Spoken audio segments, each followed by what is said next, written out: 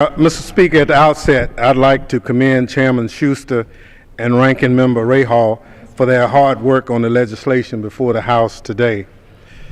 H.R. 4005, the Howard Coble Coast Guard Maritime Transportation Act of 2014, authorizes the United States Coast Guard, a critical component of the Department of Homeland Security, for 2 years.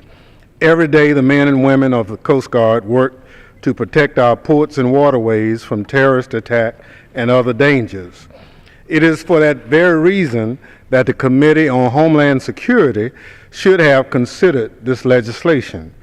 Unfortunately, Chairman McCall rejected my request that, consistent with precedent the committee established prior Congresses, he insists on a referral of this measure. Doing so would have ensured that the members of the Committee on Homeland Security could inform the bill's security-related provisions in an open markup setting.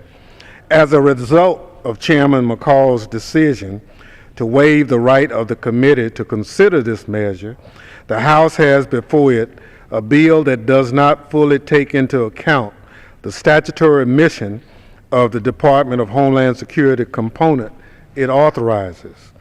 In fact, it does not have a single provision solely dedicated to port or maritime security.